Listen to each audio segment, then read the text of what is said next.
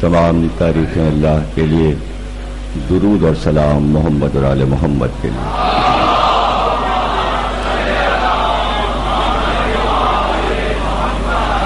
1433 ہجری کے شہ محرم کی چوتھی تقریر آپ حضرات امام بارگاہ چہردہ معصومین میں سماعت فرما رہے ہیں۔ ہم گفتگو کر رہے ہیں ان عظیم المرتبت ہستیوں پر کہ جو تاریخ میں ایک نئی تاریخ بنا گئے، اور وہ اتنی روشن تاریخ ہے کہ جو ان کے چہروں سے جگمگا رہی ہے۔ رہتی دنیا تک وہ زمین سے آسمان تک اس طرح روشن ہے جیسے آسمان پر روشن ستارے روشن ہیں۔ ہم تو ان کے نور کو کربلا میں جا کر گنج شہیدہ میں دیکھتے ہیں، لیکن ملائکہ ان کو عرش پر ستاروں کی طرح دیکھتے ہیں۔ زمین والے اوپر کے ستاروں کو دیکھتے ہیں، لیکن آسمان کے بسنے والے زمین کے ستاروں کو دیکھتے ہیں۔ ظاہر ہے کہ اتنا وقت نہیں کہ ہم بہت ساری باتیں کر سکیں، اس لیے 2.25 مہینے کی عزاداری ہوتی ہے کہ جو رہ جائے وہ بعد میں گفتگو ہو۔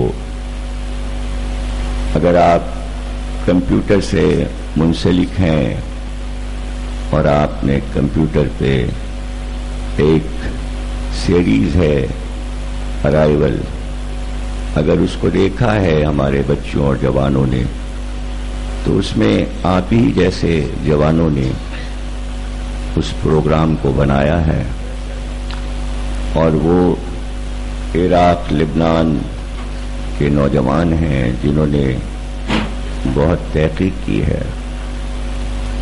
تو اس میں مین کردار جو دکھایا ہے انہوں نے شیطان کا، کہ کس طرح شیطان اس وقت پورے ورلڈ میں اپنا کام کر رہا ہے۔ میں پہلے بھی کہتا رہا ہوں، اور برسہ برس میں نے جب بھی امیر مختار کا حال پڑھا ہے تو میں نے اس میں یہ بات کہی ہے، بہت ہی اصرار کے ساتھ کہی ہے کہ دیکھیے ارشاد ہے یہ معصومین کا کہ جتنی معرفت معصومین کی رکھو اتنی ہی معلومات ان کے دشمنوں کی بھی رکھو۔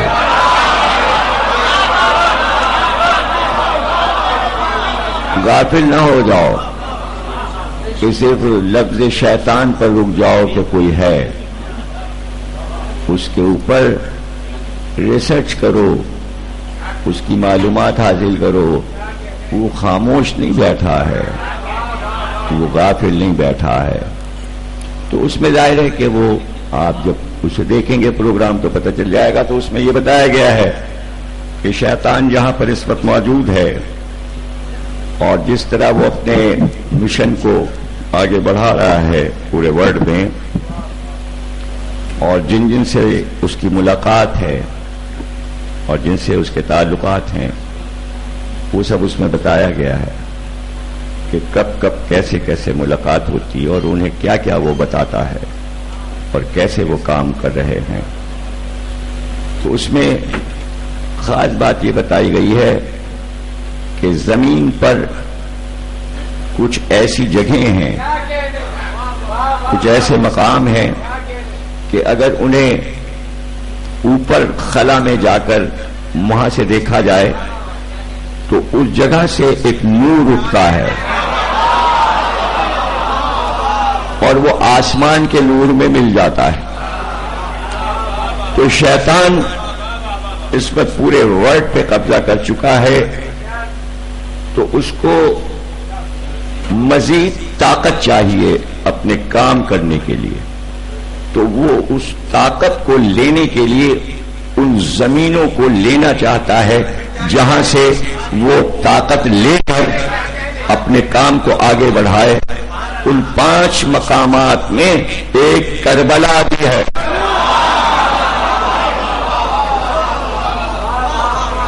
تو اس کے نور کو جو معرفت الہی رکھتا ہے وہ وہاں جا کر بھی دیکھ سکتا ہے اور یہاں بیٹھ کر بھی دیکھ سکتا ہے۔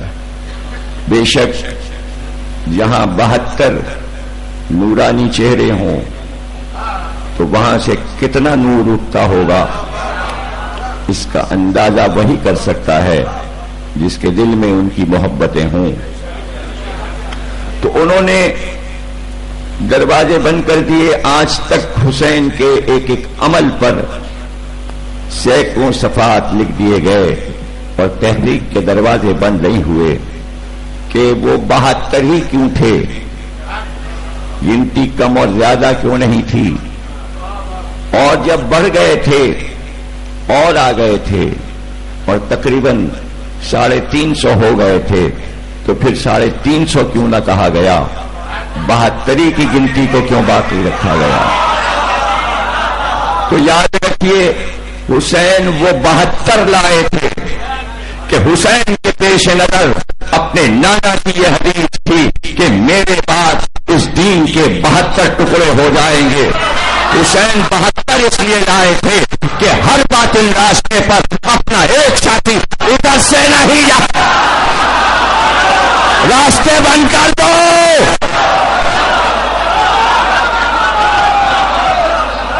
ایک کافی تھا،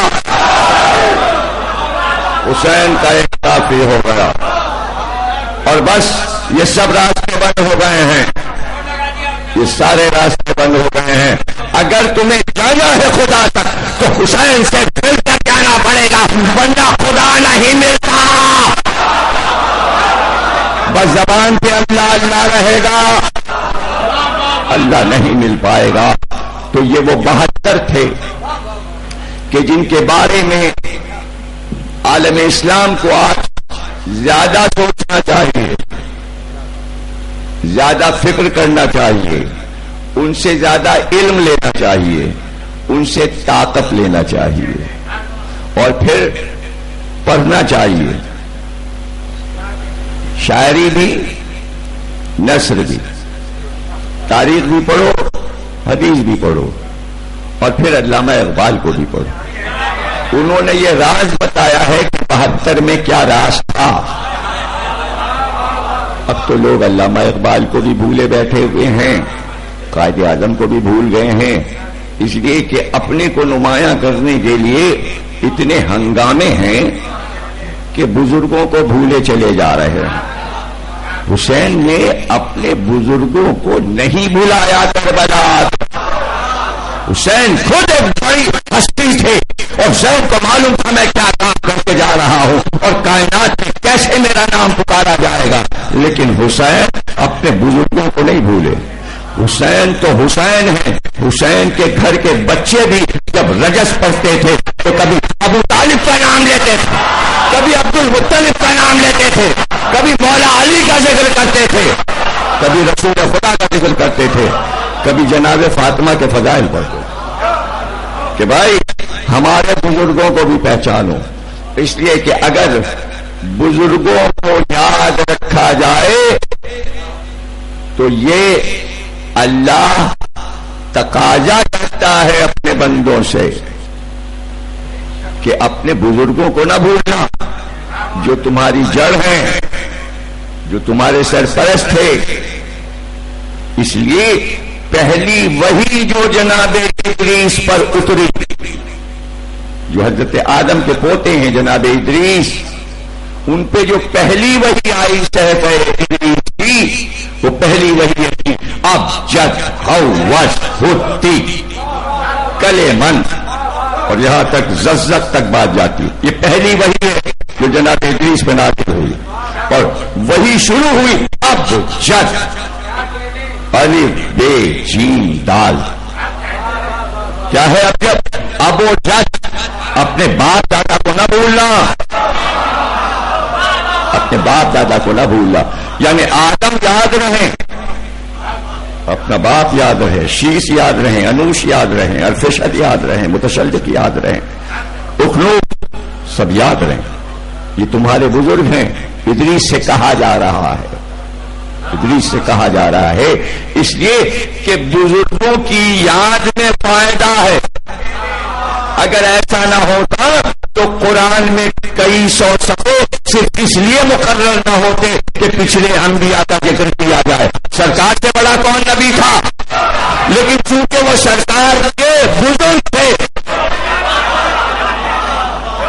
تو کہا گیا ان کے نام لو اور بتاؤ انہیں آدم کیا ہیں، نوح کیا ہیں، ابراہیم کیا ہیں، انہیں بتاؤ، انہیں سناؤ کہ موسیٰ کیا ہیں، اور پھر ان کے کارنامے بتاؤ. سناؤ مسلمانوں کو، بتاؤ کہ کس کس طرح انہوں نے کام کیا. ہم نے کہا تھا موسیٰ سے جاؤ، بڑا سرکش ہو گیا ہے فرعون، اور جا کر اس کو تنبیہ کرو، اس سرکشی کو ختم کرو، اس کی سرکشی کو ختم کرو. جاؤ، لیکن جانا ذرا نرمی سے بات کرنا. تم ذرا جلال میں آ جاتے ہو موسیٰ، چونکہ آسا تمہارے پاس ہے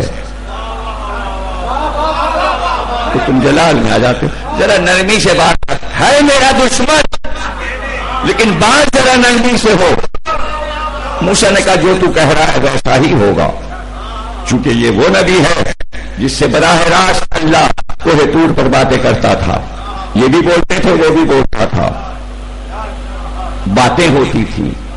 اب کس زبان میں باتیں ہوتی تھیں؟ ظاہر ہے کہ اللہ کی یہ تو بیکار سی بات ہے یہ پوچھنا کہ اس کو کون کون سی زبانیں آتی ہیں. بھائی دیکھیے، اللہ کا ذکر جب ہو تو اس کو انسانوں کے پیمانے پر ذہن میں نہ لائیے.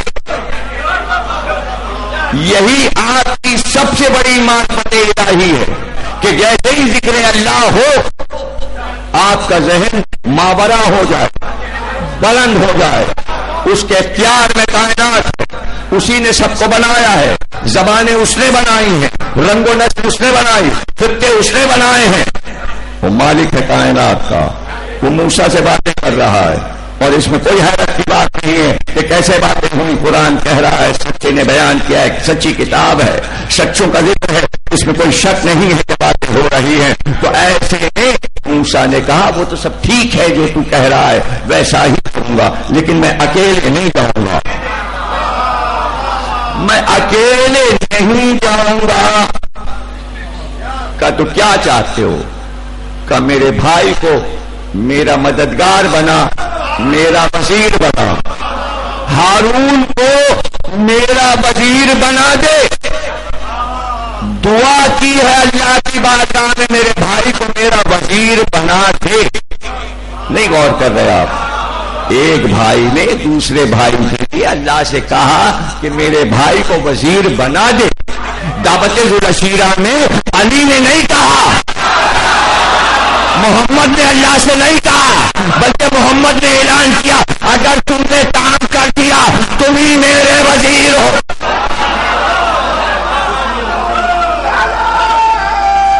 تم ہی میرے وزیر. کہ جاؤ ہارون کو وزیر بنا کے لے جاؤ. دونوں بھائی ساتھ جاؤ. اب چاہیے یہ کہ جب ہم انبیاء کے واقعات قرآن میں پڑھیں، دیکھیے جیسے جیسے تاریخیں بڑھیں گی مجلس کے وقت میں تبدیلی آتی جائے گی اور مجلسیں دیر میں ہونے لگتی ہیں. اس کی وجہ ہے گھروں میں نظریں شروع ہو جاتی ہیں، علم اور جلوس برآمد ہونے لگتے ہیں، لوگ ہر جگہ شرکت کرتے ہیں. پھر یہاں کے عشرے میں بھی آج سے زیارتوں کا سلسلہ شروع ہو گیا. آج حضرت اون محمد اور قاسم بن اون 3 تابوت برآمد ہوں گے. کل 5 ہے، حضرت علی اکبر کا تابوت برآمد ہوگا. تمام نوجوان کل دل کھول کے ماتم کریں، ام لیلہ کو ان کے جوان بیٹے کا فرصہ دیں. 6 کو جھولا علی اصغر کا برآمد ہوگا. 7 کو یہاں حضرت قاسم کی مہندی برآمد ہوگی. 8 کو حضرت عباس کا علم شب عاشور ذوالجناح برآمد ہوگا اور شام غریبہ کی مجلس یہاں ہوگی فوراً بعد نماز مغرب ہے. آپ شرکت فرمائیے گا. اور ایک خاص اعلان یہ ہے کہ جمعے کے دن دوپہر کو بعد نماز جمعہ اسی امام بارگاہ میں میٹرو ٹی وی کی شام غریبہ ریکارڈ ہوگی. آپ حضرات اس میں شرکت فرمائیں اور مجھے امید ہے کہ آپ حضرات ضرور اس میں آئیں گے.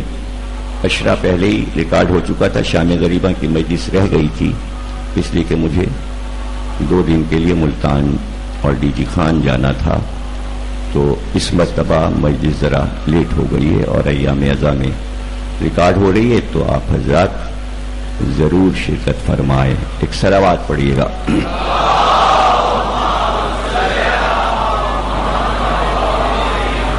جمعے کے دن بعد نماز جمعہ. تو میں عرض کر رہا تھا کہ غور سے پڑھنا چاہیے اور ایک ایک لفظ پہ غور کرنا چاہیے. یعنی دین کا کام جب شروع ہوا تو موسیٰ جیسا نبی اکیلا نہیں ہے, ایک دوسرا بھی اس کے ساتھ ہے اور دونوں بھائیوں کا ذکر ساتھ آتا ہے. اور غور سے آیات کو پڑھیں گے تو آپ کو پتہ چلے گا جگہ جگہ اللہ نے یہ کہا کہ ہم نے توریت تم دونوں بھائیوں پر اتاری. تو آج ہم اگر یہ کہہ دیں کہ قرآن دونوں پہ اترا تو آپ فوراً آفت مچا دیں گے.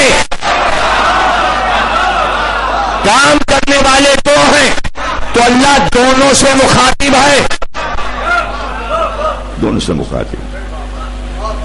اگر ان کو یا ایھا المدثر کہہ رہا ہے, رسول اللہ کو کہہ رہا ہے مدثر, تو علی کو کہہ رہا ہے مزمل. اب یہاں سے گھبراہٹ شروع ہو جائے کہ ہم کیا کریں. اگر الف لام میم رسول کو کہہ رہا ہے تو الف لام را علی کو کہہ رہا ہے. اب یہ باتیں یہاں پہ اٹکتی ہے اور یہاں سے اتر نہیں پاتی. ارے پورا موسیٰ اور ہارون کا قصہ تو اتر جاتا ہے سینے میں. اچھے یہودی ہیں, مسلمان بنو. عیسیٰ کا قصہ سب کے سمجھ میں آ جاتا ہے, سب عیسائی بنے جا رہے ہیں. اور جو مسلمانوں سے متعلق ہے وہ قصے یہاں سے اترتے ہی نہیں, اترتے ہی نہیں. کھل کے اللہ کہتا ہے عیسیٰ سے ہم نے کہا, بلکہ اللہ احسان جتاتا ہے, کیا ہم نے ایسا نہیں کیا کہ تم ماں کی گود میں بولے تھے؟ کیا ہم نے ایسا نہیں کیا کہ تمہیں کتاب دے کے بھیجا؟ عیسیٰ سے اللہ کہہ رہا ہے, کیا ہم نے ایسا نہیں کیا کہ تم نے مٹی کے پرندے بنائے, ہم نے کہا ان کو اڑاؤ, وہ سچ مچ کے بن گئے. تم نے اپنے ہاتھ سے ابابیل بنائی, خالق ہو گیا وہ عیسیٰ. سورہ مائدہ میں تم نے کھانے کے لیے کہا آسمان سے, ہم نے مائدہ بھیج دیا. سورہ کا نام ہی مائدہ ہے. مائدہ کہتے ہیں پورا دسترخوان بھیج دینا. تو اتنے معجزے عیسیٰ کے لیے سب قبول ہیں, سارے قبول ہیں, پورا قرآن. لیکن جب ہم اسی قرآن سے کچھ باتیں اور بتاتے ہیں, یہ کہاں سے آیا, یہ کیسے آیا, تو یہ کیسے آیا اور کہاں سے آیا, اس کے لیے ضروری ہے کہ معرفت الہی ہر ایک میں ہو. جس کی کمی ہے, جس کی وجہ سے پورا دین سمجھ میں نہیں آ رہا. آپ ایک معجزہ علی کا نہ پڑھیے تو علی کا کیا ہے, نہ پڑھے. علی کی کوئی جنگ نہ پڑھیے, علی کی کوئی شجاعت کا بیان نہ کیجیے, کوئی ان کی ثقافت, علی علی رہیں گے. کچھ نہ پڑھیے, کوئی ذکر نہ کیجیے, تو کیا کچھ علی کے فضیلت میں کمی ہو جائے؟ نہیں, پوری فضیلت غدیر خم کے خطبے میں رسول اللہ نے سنا دی. کوئی ضرورت نہیں ہے طبری پڑھیے, ابن سعد پڑھیے, یہ پڑھیے, وہ پڑھیے, بخاری صحیح مسلم اور یہ اور یہ اور یہ. صرف رسول اللہ کا آخری خطبہ پڑھ لیجئے, خطبہ غدیر، بس جتنی فضیلتیں تھیں علی کی سب بیان کرتی رسول اللہ نے. پورا خطبہ میں پڑھ چکا ہوں، ولایت علی کے اشرے میں چھپا ہوا اشرا موجود ہے، تقریریں میری ویب سائٹ پہ موجود ہیں، پورا خطبہ موجود ہے. خطبہ ویب سائٹ پہ بھی سن سکتے ہیں، کتاب میں بھی پڑھ سکتے ہیں، اور اس طرح بھی بہت سی کتابوں میں مل جائے گا. اسی نے کہا، مخاطب کر کے کہا امت کو کہ یہ جو سورہ الحمد اتری ہے، رسول اللہ غدیر کے خطبے میں کہا یہ سورہ الحمد علی کی شان میں اتری ہے.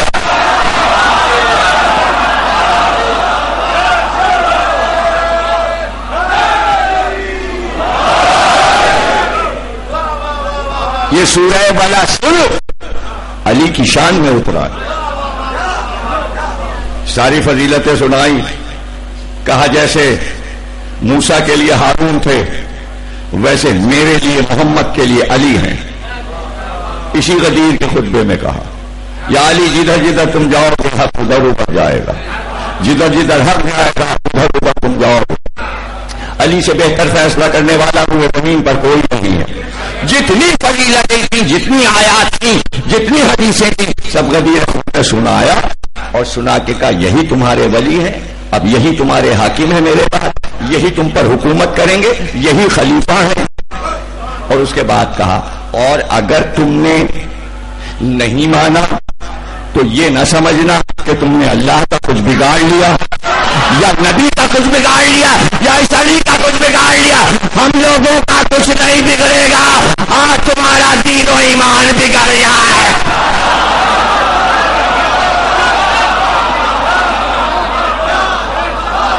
تو خطبہ غدیر تو پڑھو، غدیر پڑھو. اور پھر یہ نہ سوچو کہ چونکہ شیعہ بہت علی کو مانتے ہیں اور بہت علی علی کرتے ہیں اور بڑی فضیلتیں بیان کرتے ہیں تو اس حسد میں مر جاؤ کہ ہم ان کی برابری کریں گے تو یہ چڑھ جائیں گے کہ سب علی علی کر رہے ہیں، اس لیے ہم ذرا وڈرا ہو جائیں، الگ سے نظر آئیں. اور یہ الگ سے نظر آئے تو ہم پھر انہیں کہیں یہ نصیری ہیں، علی علی کرتے رہتے، نصیری ہیں یا علی کرتے رہتے. اگر ہم، سوال یہ ہے کہ فضائل علی پڑھنے پر اگر ہم نصیری ہیں تو جو نہیں پڑھتا وہ کیا ہے؟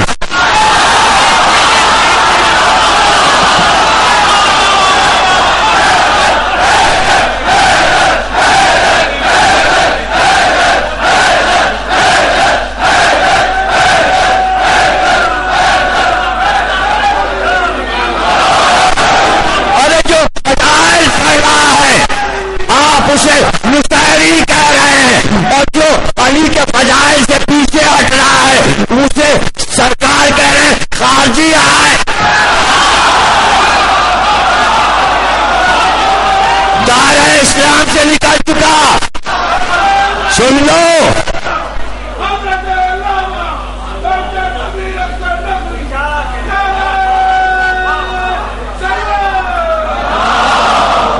خارجی خارجی خامخواہ نصیری. کیا نصیری؟ یعنی مسلسل اللہ کا ذکر کیے جا رہے پھر بھی نصیری.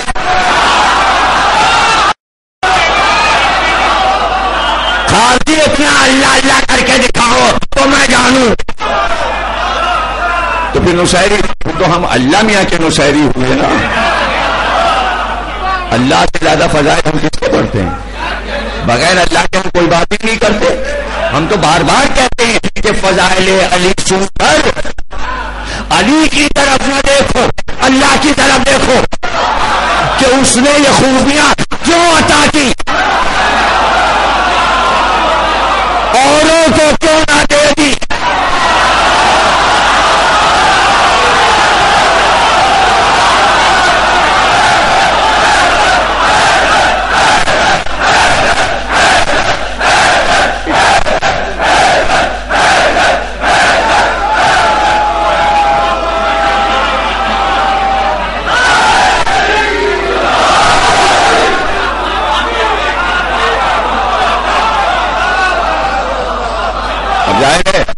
جیسے یہ میر انیس نے کہا لگا رہا ہوں مضامین نو کے پھر انبار خبر کرو میں خرمن کے خوشہ چینوں کو. اب بہت سے بچے اس شعر کے معنی پتہ نہیں جانتے ہیں، نہ جانتے، میں سمجھا دوں.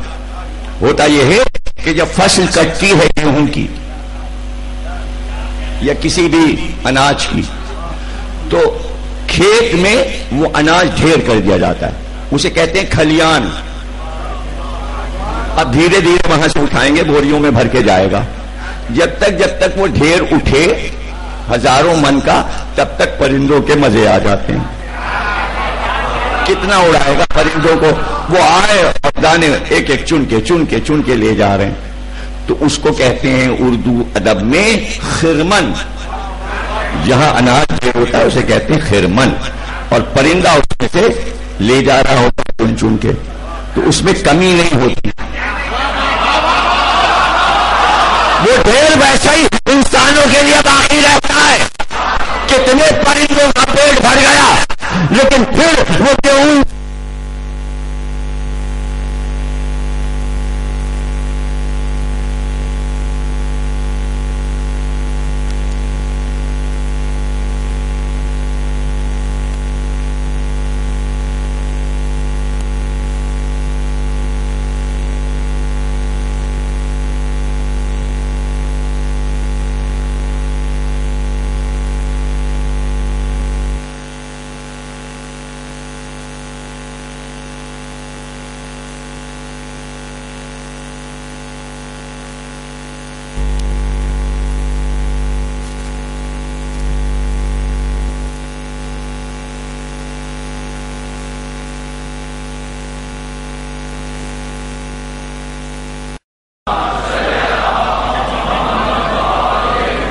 تو میرے سے کہہ رہے ہیں کہ وہ خرمن جہاں سے دانے چن کے لے جائے جا رہے ہیں، تو وہاں ایک انبار لگا ہے. انیس کہہ رہے ہیں میں مضامین کے انبار لگا رہا ہوں.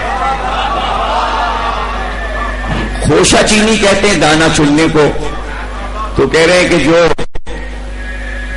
میرے خوشہ چین ہیں، جو میرے میں سے لے کے جاتے ہیں، میں نے انبار لگا دیا، لے جاؤ. کتنی کمی ہو جائے گی، کتنی کمی ہو جائے گی. بھائی شیر کی تشریح سن لی نا میرے بھائیوں نے، جوانوں نے، بچوں نے. اللہ نے علی کے فضائل کا انبار لگایا.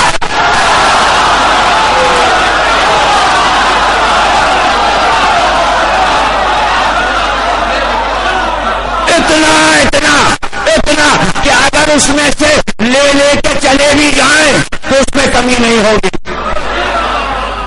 اب یہ اللہ سے شکوہ کرو کہ اتنا بڑا ڈھیر لگا دیا، پورا خرمن بنا دیا، کھلیان بنا دیا، فضائل کے دانے ڈھیر کر دیے. اب اس میں سے لوگ آئے، ان کا اتنا بڑا ڈھیر لے کے چلے تو کو بھاگنے میں جو مل گئی. رسول نے کہا اگر میرے بعد کوئی نبی ہوتا تو علی ہوتا.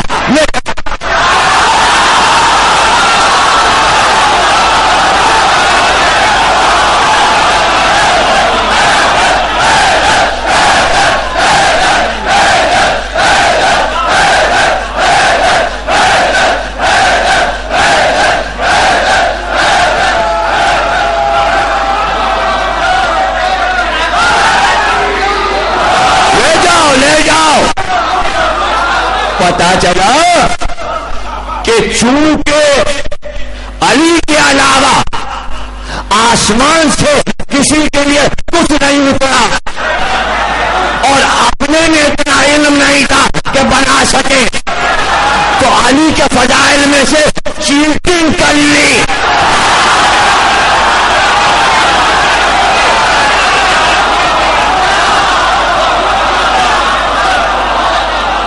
تو علی کے فضائل میں کیا کمی ہوگا؟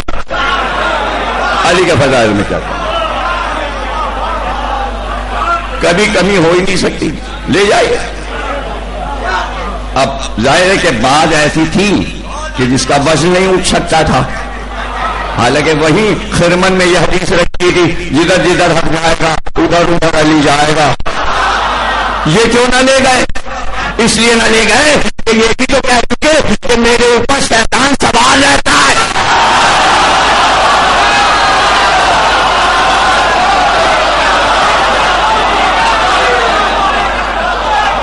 پھر کیا ہوگا؟ تو وہ نکالی کہ جس میں ذرا سی گنجائش ہوتی اور جس میں اگر مگر لگا تھا وہ کام آ گئی. اس لیے کہ اگر مگر والی بات جو ہے وہ فضیلت نہیں ہے. ارے ہوتا جب نہ ہوا کہاں؟ ایسا کہاں ہوا؟ اب یہ تو بہت سے لوگ کہتے ہیں ہاں اگر یہ ہو جاتا تو پھر آپ دیکھتے کہ ایسا ہوتا. ایسا ہوتا تو ہوتا، نہیں ہوا تو اب چھوڑ دیجئے. چھوڑ دیجئے بھائی. عقل کے پیمانے پر، تاریخ کے پیمانوں پر، حدیث کے پیمانوں پر ہر چیز کو پرکھا جاتا ہے. آدم سے لے کر خاتم تک قرآن میں ہر نبی کا واقعہ اس لیے سنایا کہ اچھی طرح سے رٹ لو اور دیکھ لو کہ نبی ہوتا کیسا ہے. نبی ہوتا کیسا ہے. اور اس کی خاص بات نبی کی یہ ہوتی ہے کہ نبی کے باپ کا نام معلوم ہو، دادا کا نام پتا ہو، اور دادا کا نام پتا ہو، پورا شجرہ.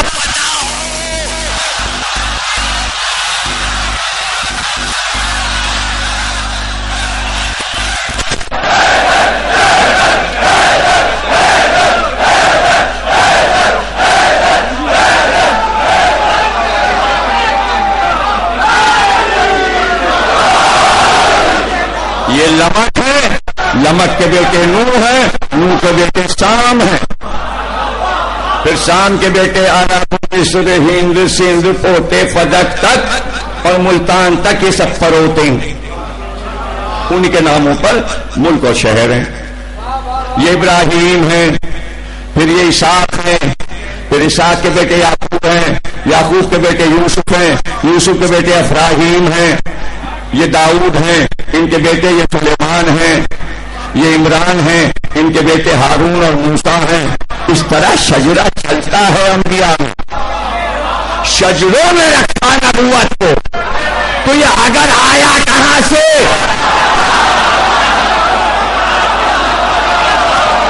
اب کیا کریں بھائی؟ اگر بھی دو طرح کا ہے. ایک اگر رسول اللہ نے علی کے ساتھ لگایا کہ اگر نبی ہوتا میرے بعد تو علی ہوتا، اور ایک اگر اگربتی بن گیا.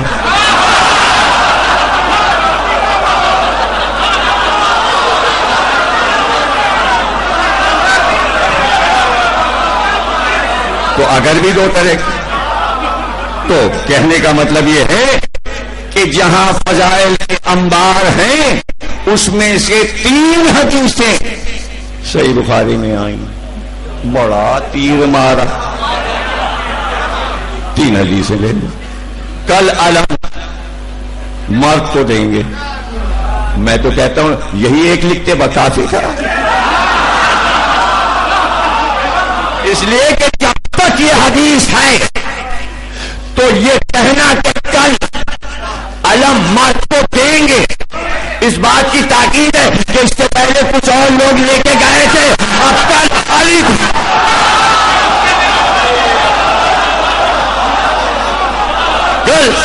علی کو دیں گے. اور جو مرد ہوگا رجل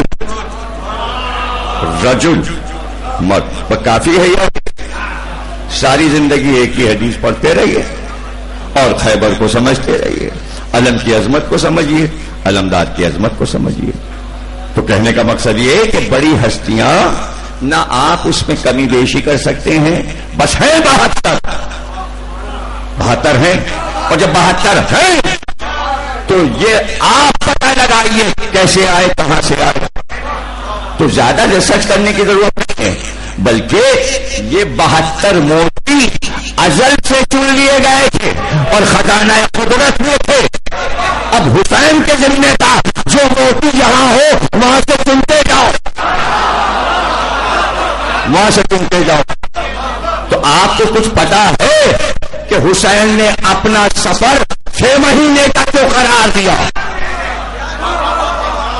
اگر عراق ہی جانا تھا تو جتنے دن کا سفر ہے 17-18 دن کا، بس 20 دن پہلے نکل لیتے. 6 مہینے کا سفر اس لیے ہے کہ اس راستے میں مجھے 72 موتی چنتے وہ جہاں جہاں ہے وہ انتظار کر رہا ہے، جانا مجھ کو ہے، موتی وہاں سے اٹھانا ہے۔ تو حسین نے موتی چنے۔ اب یہ مکے سے 7ویں منزل ہے، اچفر اس کا نام ہے۔ اب 3-4 منزلیں رہ گئی اور 2 دن کے بعد کربلا پہنچ جائیں گے۔ اگلی 2 منزلوں کے بعد حور ملے گا، اس سے پہلے ذوالفقارین مل جائیں گے، اس سے بھی پہلے جب حور ملے، جب ذوالفقارین ملے، اس سے پہلے کی منزل میں ایک موتی اور حسین نے تلاش کر لیا۔ کدھر ہے میرے موتی؟ کہاں ہے میرا بکھرا ہوا خزانہ سب کو سمیٹے ہوئے چلے؟ بھائی لوگ جو خود سے آ رہے تھے ان سے کہا جاؤ، کچھ کو کہا جاؤ اور کچھ کو ڈھونڈا، کہاں ہو کہاں ہو؟ ہم آ رہے ہیں۔ تو اب اس منزل پر جب حسین کا قافلہ پہنچا تو ایک بار حسین کی نظر اٹھی، خاکی رنگ کے خیمے اور بہت شاندار خیمے لگے ہوئے، اور بیچ میں ایک بہت بڑا خیمہ جس سے یہ پتا چل رہا ہے کہ کوئی بہت بڑا سردار ہے۔ حسین نے خیموں کی طرف دیکھا اور پھر علی اکبر کی طرف دیکھا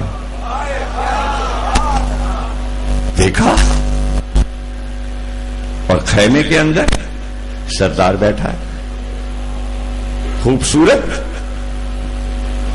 جوان ہے، چوڑے سینے والا ہے، خوبصورت چہرے والا ہے، اشجع ہے، بہادر ہے، قبیلے کلب کا ہے،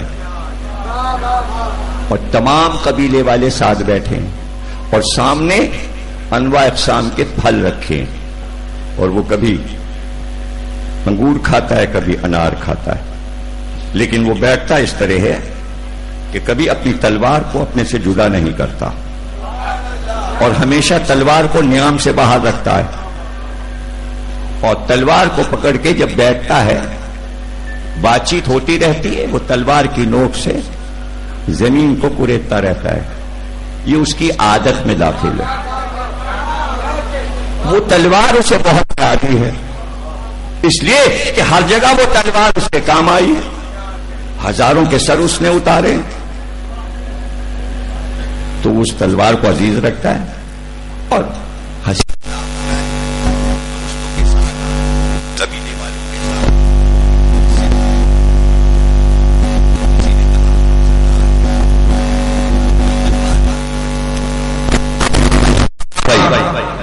میں تو اس تلوار کی بہت تعریف کرتا ہوں، جب بھی میں نے جو چاہا اسی تلوار سے حاصل کر لیا، جو چاہا میں نے اس تلوار سے حاصل کر لیا۔ اس کا نام ہے عبداللہ ابن عمیر کلبی، اور یہ کوفے کے قبیلے کا سردار، اور اس کا کام یہ ہے کہ یہ اپنے قافلے کو لیے خیموں کو لیے چونکہ بہت امیر ہے تو یہ سفر میں رہتا ہے، اور اس کا کام یہ ہے کہ جب کئی قبیلوں میں لڑائی ہوتی ہے، کہیں زمینوں کا جھگڑا ہے، کہیں کسی چیز کا جھگڑا ہے، کہیں مویشیوں کا جھگڑا ہے، تو اس کو بلایا جاتا ہے، فیصلہ کرو، یہ فیصلہ کر دیتا ہے، تو دونوں قبیلے اسے نذرانہ دے دیتے ہیں کہ آپ نے ہمارے مسئلے کو حل کر دیا، یہ امیر ہوتا چلا جا رہا ہے۔ کیوں؟ اس کے فیصلے کو سب کیوں مان لیتے ہیں؟ اس لیے کہ ہر مدعی کی نظر اس کی تلوار پہ ہوتی ہے، تلوار چلتی نہیں لیکن تلوار کام دکھاتی ہے، اس لیے وہ تلوار سے محبت کرتا ہے اور اسے عزیز رکھتا ہے اور ہر وقت نیام سے باہر رکھتا ہے۔ تو سب لوگ ہنسے، کہا کہ اچھا سردار آپ نے تلوار سے ہر چیز حاصل کر لی؟ کہاں جو چاہا، کہا لیکن سردار ایک چیز ایسی ہے کہ تلوار سے نہیں حاصل کی جا سکتی۔ کہا بھائی وہ کیا ہے؟ وہ کیا چیز ہے؟ کہ سردار جنت تو تلوار سے نہیں حاصل کی۔ کچھ دیر اس نے سوچا اور سوچنے کے بعد اس نے تلوار کو اٹھا کے زانوں پہ رکھا، کہا دیکھنا جنت بھی اسی تلوار کی، وہ سوچ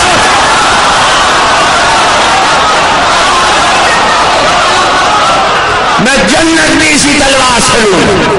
بس یہ کہا تھا کہ خادم آیا، دروازے پر ایک خوبصورت شہزادہ کھڑا ہے، کہ کون ہے؟ اب جو جا کے زیارت کی تو دیکھتا رہ گیا، کہ خاندان رسالت سے آپ معلوم ہوتے ہیں. کہاں میں حسین کا بیٹا علی اکبر ہوں. کیا حکم ہے؟ کہ حسین سامنے سے جا رہا ہے, تمہارے خیموں کو دیکھا ہے اور صرف یہ کہا تھا خیمے میں جو ہو اس کو بلا لاؤ. ہم تمہارا نام نہیں جانتے لیکن حکم ہے آقا کا, اس لیے ہم بلانے آنے. ہم بلانے آنے خیمے میں آئے, بیوی سے کہا کہ ادھر سے حسین گزر رہے, وہ ہمیں بلا رہے, پتہ نہیں کیوں بلا رہے. جا کے دیکھتی ہیں اور ہماری کیا ضرورت حسین کو پڑ گئی, ہم ان کے لیے کیا کر سکتے ہیں. لیکن انہوں نے بلایا, ان کا بلانا ہمارے سراکوں پہ, اور شہزادہ بلانے آیا, حسین کا بیٹا آیا. زوجہ نے کہا جاؤ دیکھ کر آؤ کہ حسین کیا کہتے ہیں. چلا حضرت علی اکبر کے ساتھ, کچھ دور بڑھا تھا تو کچھ ہماریاں نظر آئیں. کا شہزادہ یہ ہماریاں کیسی, کہاں ہماری پھوپھیاں بھی ساتھ ہیں, ہماری بہنیں بھی ساتھ ہیں. عبداللہ ابن عمیر نے کہا کیوں قافلے میں کیا عباس عزیز نہیں آئے؟ علی اکبر نے کہا آئے ہیں, آئے کہا عباس عزیز آئے. اس کے باوجود یہ کیا ہوا, کون سی ایسی مصیبت کی گھڑی ہے کہ سیدانیوں کو گھر سے نکلنا پڑا, اور ہماری میں سیدانی تو بس شہزادے. میں اب آگے نہیں بڑھوں گا, نبی کے گھر کی بیویاں ہیں اس لیے میں یہیں رکتا ہوں. آقا سے کہیے کہ ادھر آ کے بات کریں, میرے لیے حد ادب ہے کہ میں اس حد میں داخل ہو جاؤں کہ جہاں بیویوں کے ناطے کھڑے ہوئے ہیں. علی اکبر نے جا کر کہا کہ وہ یہ کہتا ہے. حسین مسکراتے ہوئے آئے, چہرے کو دیکھا, آپ نے ہمیں یاد کیا. کہاں عبداللہ ابن عمیر, بس اس لیے بلایا ہے, آ جاؤ ہمارے ساتھ, آ جاؤ ہمارے ساتھ. اب یہ نہیں پوچھا کہاں آ جاؤ کہاں چلے. حسین نے اپنا ایک اور موتی چن لیا اور اب آ کے سب کو کہا ہم نے آزاد کیا. لیکن قبیلے والوں نے کہا ہم ساتھ رہیں گے, پیچھے پیچھے چلیں گے. بیوی نے کہا ہم بھی چلیں گے. حسین کے ساتھ اپنے آپ کو منسلک کر لیا اور آگے بڑھتے رہے, یہاں تک کہ عاشور کا دن آ گیا. جب حضرت مسلم کے بیٹے شہید ہو گئے تو اس کے بعد یہ آگے بڑھے, اور بعض کہتے ہیں حر کی شہادت کے بعد یہ آگے بڑھے اور کہا ہمیں اجازت دیجیے. اور اس وقت ابن زیاد کے دو حبشی غلام جو بہت ہی ظالم اور جابر تھے, بہت سردل تھے, ایک کا نام سالم تھا, ایک کا نام یسار تھا.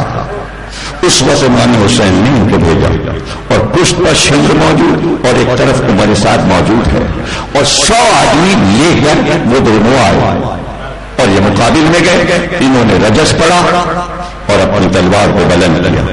تلوار کو بلند کیا اور بلند کرنے کے بعد قبیلے والوں کی طرف مڑے اور کہا بھائی یاد رکھنا میں نے اسی تلوار سے جنت لے لی, میں نے اسی تلوار سے جنت لے لی. یہ کہہ کر سالم نے حملہ کیا, اس کا سر اڑا دیا, جبکہ وہ بہت بہادر تھا. یسار نے آگے بڑھ کر اس کا انتقام لیا تو ان کے الٹے ہاتھ کی انگلیاں کٹ گئے. انگلیاں کٹنے کے باوجود انہوں نے یسار پر حملہ کیا اور حملہ کرنے کے بعد اس کے ہاتھ کو کاٹا اور اس کے بعد اس کی گردن کو کاٹا.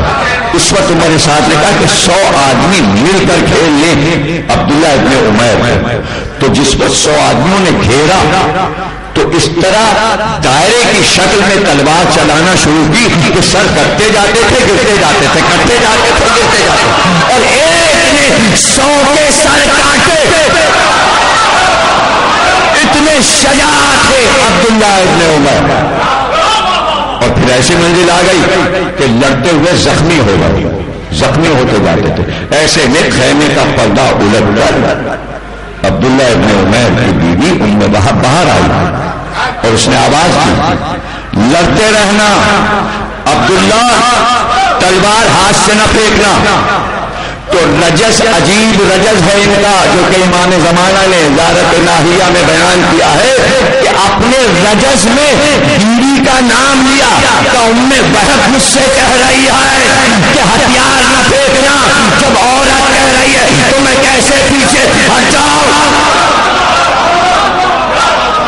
لڑتے گئے اور پیچھے پیچھے بیوی بڑھتی جاتی ہے اور یہ لڑتے جاتے ہیں، یہاں تک کہ جب بیوی نے دیکھا کہ کھیل لیا گیا ہے عبداللہ ابن عمیر قلبی کو، تو اس نے خیمے کی لکڑی کو چوک کو جس سے کہ رسی بنی ہوتی ہے اکھاڑ لیا، اور اکھاڑ کر اس نے دشمنوں کی طرف دوڑ کر لکڑی ایسے چلانا شروع کی جیسے مرد تلوار چلاتے ہیں، اور کئی لوگوں کو زخمی کیا۔ ایک بار لڑتے لڑتے مڑ کر کہا آقا میرا کہا تو یہ مانے گی نہیں، لیکن میری ناموس آپ کے حوالے۔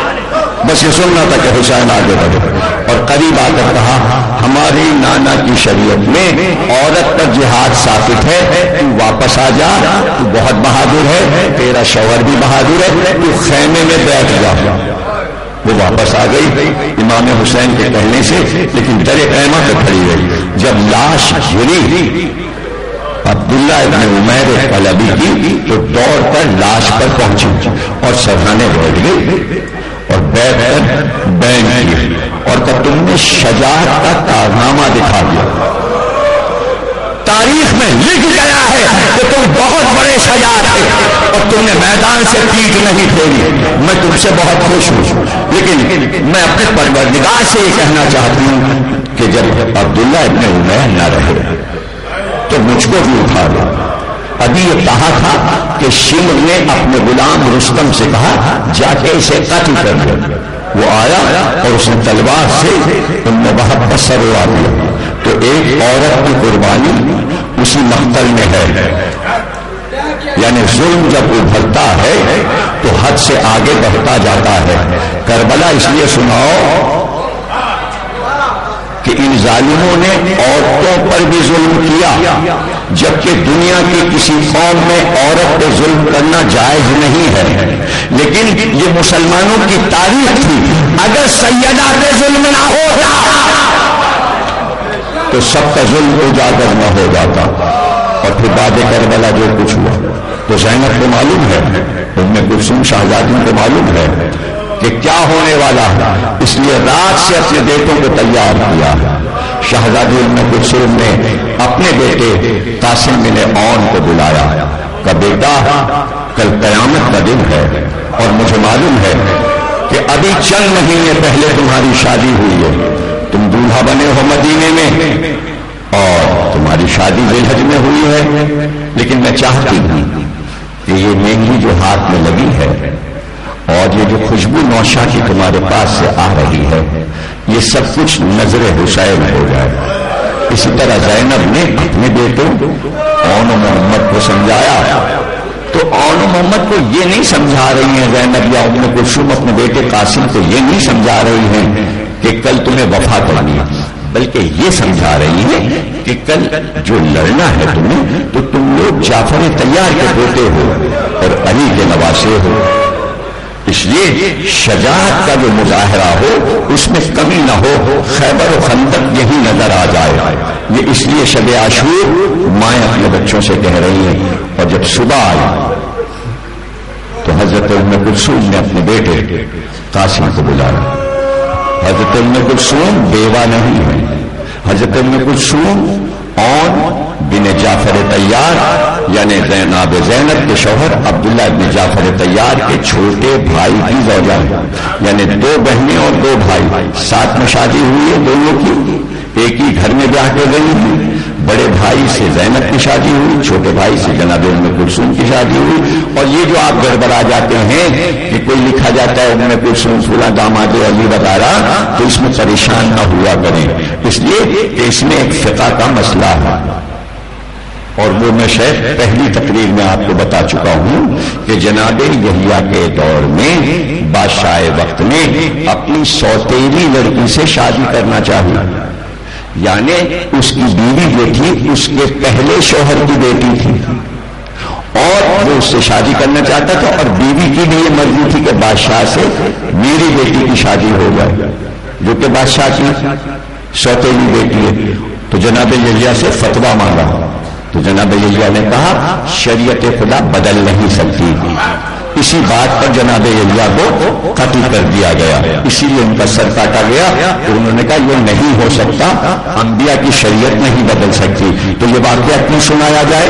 یہ اس لیے سنایا جائے کہ یاد رکھیے رسول اللہ کی جتنی بیویاں ہیں ان سب کے جو باپ ہیں وہ جناب سیدہ کے نانا ہیں، جو رسول کی بیٹی ہے وہ سب رسول کی بیٹی کی مائیں ہیں۔ نہیں سمجھ میں آ رہا؟ منہ کیا دیکھ رہے؟ ام سلمہ رسول اللہ کی بیوی ہیں؟ ام سلمہ کے جو باپ ہیں وہ جناب سیدہ کے کون ہوئے؟ نانا۔ تو اب جتنی بھی بیویاں ہیں رسول سب کے اباؤں کا نام لیجیے، وہ سب جناب سیدہ کے نانا ہوئے، تو ام کلثوم کے کیا ہوئے؟ پرنانا ہوئے۔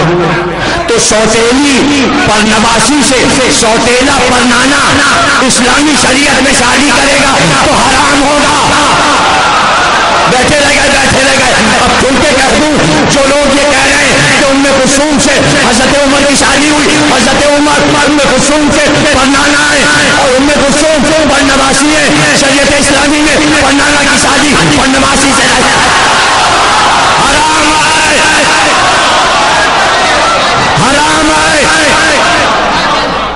حرام کا الزام نہ دو، خلیفہ وقت کو حرام کا الزام نہ دو۔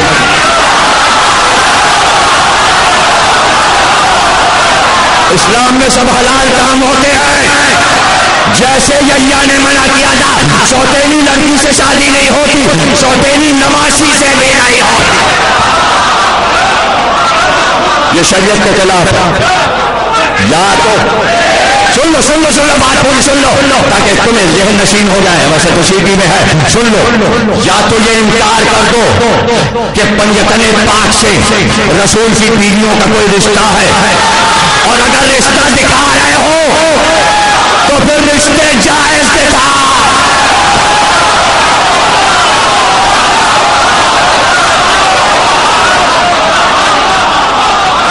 شریعت کا مسئلہ ہے، فقہ کا مسئلہ ہے، اور اس میں کوئی اختلاف نہیں، شیعہ سنی ساری فقہوں میں۔ سورہ نساء پڑھ لو نا کہ مرد پر کون کون سی عورتیں حرام ہیں۔ پھوپھی سے نکاح نہیں ہو سکتا، خالہ سے نکاح نہیں ہو سکتا، نانی سے نکاح نہیں ہو سکتا، دادی سے نکاح نہیں ہو سکتا، پڑنانی سے نکاح نہیں ہو سکتا، پڑنواسی سے نکاح نہیں ہو سکتا، پڑپوتی سے نکاح نہیں ہو سکتا۔ سورہ نساء پڑھا ہے، چوتھا سورہ کہہ رہی، تو پھر یہ شادی مسلمانوں نے کیسے کرا؟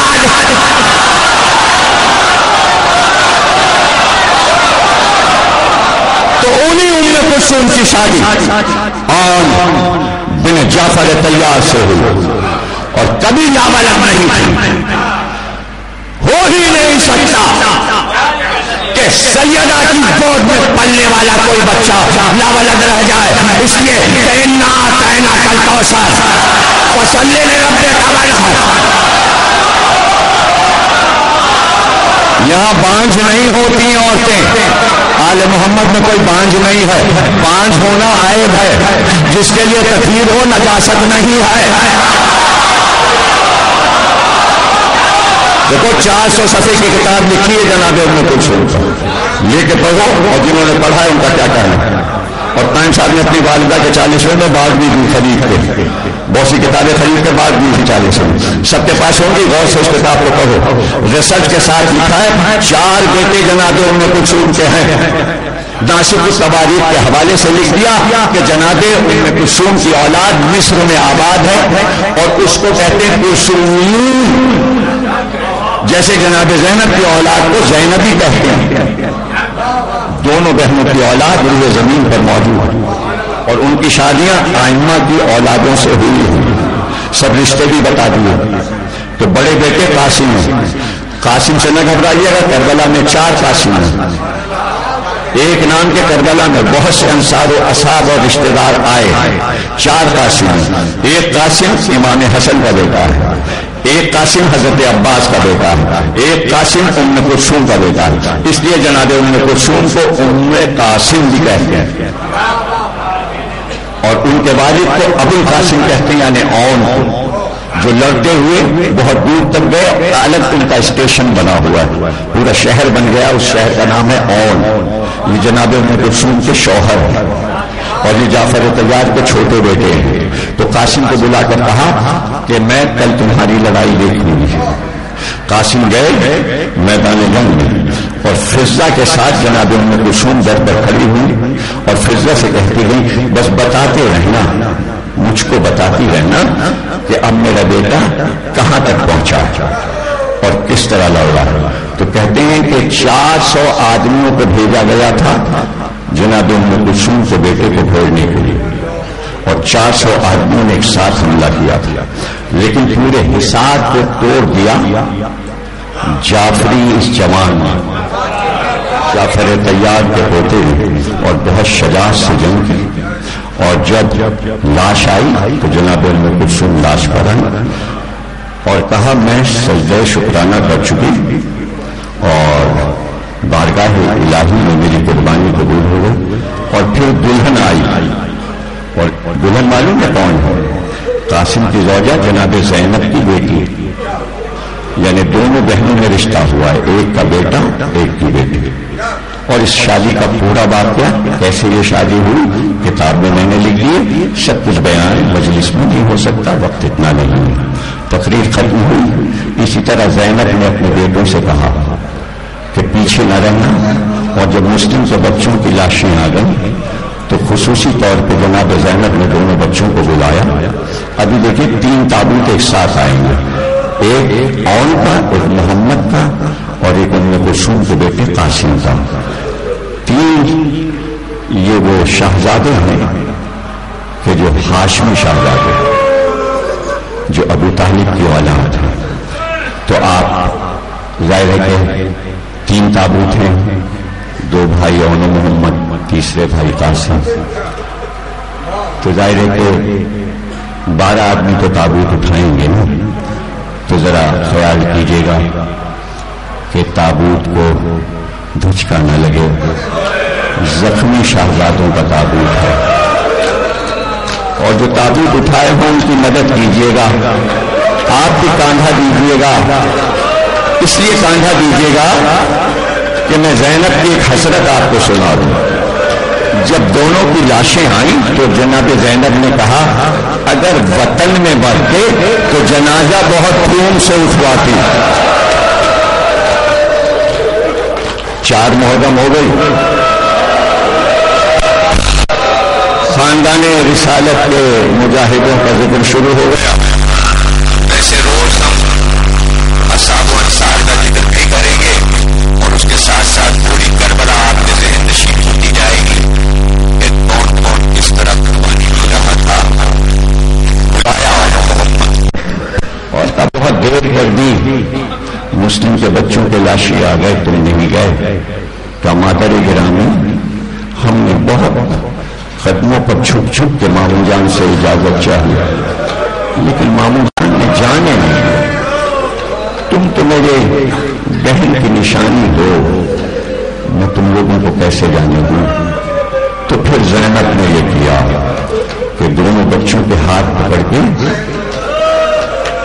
پیچھے اپنی پشت پر لائیں اور پھر فضہ سے کہا بھائی کو لے کے آ جا. فضہ گئی, حسین آئے اور جیسے ہی حسین آئے ایک دم سے دونوں بچوں کے ہاتھ پکڑ کے سامنے لائیں اور بس حسین کے گرد پھرنا شروع کیا. 7 بار بچوں کو پھرا کے کہا بھیا صدقہ نکالا ہے.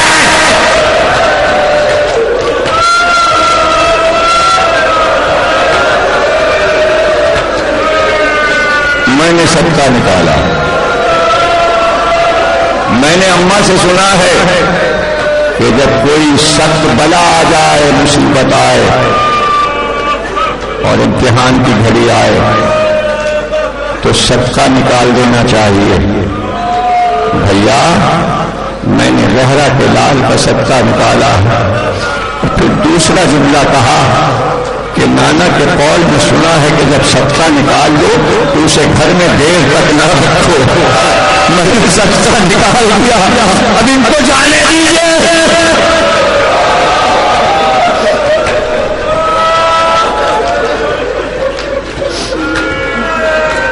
تو تاریخ میں یہی ہے کہ 9-10 برس کے بچے تھے تو کتنے اپنے بچے میرے سامنے بیٹھے ہیں تو 9-10 برس والے تو روئیں گے ان کو، لیکن جن کی عمریں زیادہ ہیں وہ آج یہ بتائیں کہ اپنی شہزادی کو پرسہ کیسے دیں گے۔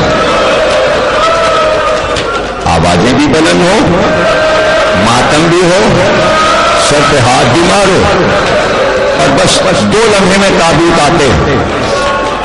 اور دیکھو یہ تابوت، یہ شبیہیں اس لیے ہوتی ہیں کہ کربلا کا منظر یاد آئے تاکہ گریہ زیادہ ہو، لیکن دوسری وجہ بتا دوں، مجلس میں ایسے لوگ بھی آتے ہیں جو بارگاہ الہی سے کچھ طلب کر رہے ہوتے ہیں۔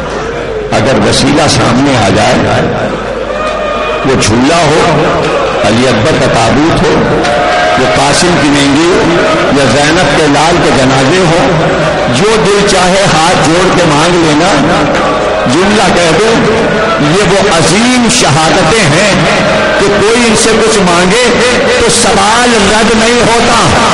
یہ سخی کے خاندان والے تھے جنہوں نے ہمیشہ لٹایا، اس سے بڑا وسیلہ نہیں ملے گا، محرم کے 10 دن سے بڑا وسیلہ نہیں ملے گا۔ جو دل میں ہو، جو چاہے کہنا، اور محمد شہزادوں کہیں شادیاں رکی ہیں، کہیں رزق کا ہے، کہیں صحت کی طلب ہے، یعنی کیا کیا آزار ہے انسان کو، بس ایک بار کہہ دو بارگاہ میں کہ ہماری یہ بلا دور کر دو۔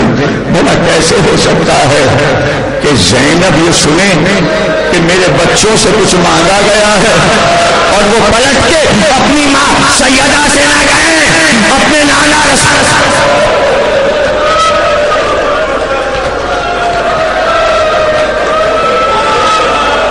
اچھا زینب جیسی تمہاری مرضی، کہتے ہیں 2 گھوڑے برابر کے لائے گئے اور دونوں شہزادوں کو لے کر امام حسین باہر آئے، کبھی اون کو دیکھتے تھے، کبھی محمد کو دیکھتے تھے، اور بار بار کہتے تھے تم لوگ اپنے دادا جعفر کی شبیہ ہو، اور کبھی کہتے تم اپنے نانا کی شبیہ ہو، اور کبھی کہتے تم ہمارے دادا ابو طالب کی شبیہ ہو۔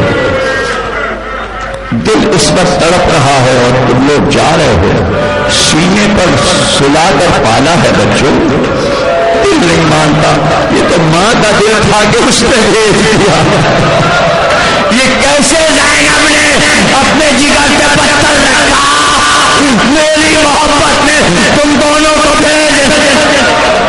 باتیں کرتے جاتے ہیں بھائیوں سے، گھوڑے جیسے ہی آئے کہا عباس ایک کو تم سوار کرو، پھر کہا علی اکبر ایک کو تم سوار کرو، مجھ میں ہمت نہیں کہ میں اپنے بچوں کو گھوڑوں پر بٹھاؤ۔ لٹا پکڑ کے ایک گھوڑے پر ایک جوان کو عباس نے سوار کیا، دوسرے بھائی کو علی اکبر نے سوار کیا، سلام کر کے دونوں شہزادے چلے اور آپس میں مسکرا کر کہنے لگے ہم بڑے خوش قسمت ہیں کہ آج جب ہم لڑیں گے اور دادا جعفر طیار کی شان دکھائیں گے اور نانا علی مرتضیٰ کی شان دکھائیں گے تو ہمیں داد دینے والے ذرا دیکھو تو عباس، علی اکبر، قاسم اور خود میرا ماموں حسین لڑائی دیکھے گا۔ تو اشتیاق میں سب کھڑے ہو گئے کہ دیکھیں آج پہلی بار اول محمد تلوار چلا رہے ہیں، کیسے جنگ کریں گے۔ اب وقت نہیں بننا بتاتا کہ دونوں بچے کیسے لڑے اور کیسے عباس سے داد لی ہے، لیکن بس یہ جانتے ہیں ہم کہ سب اول محمد کی لڑائی دیکھ رہے تھے اور بڑے خیمہ سے ماں کبھی حسین کا چہرہ دیکھتی، کبھی عباس کا چہرہ دیکھتی، کبھی علی اکبر کا چہرہ دیکھتی، اور کچھ دیر کے بعد ایک فضا کی صدا آئی، لاشیں آ رہے ہیں، لاشیں آ رہے ہیں، اور اس نے پکار کہا ایک تلاشا عباس لائے ہیں، ایک تلاشا علی اکبر لائے ہیں۔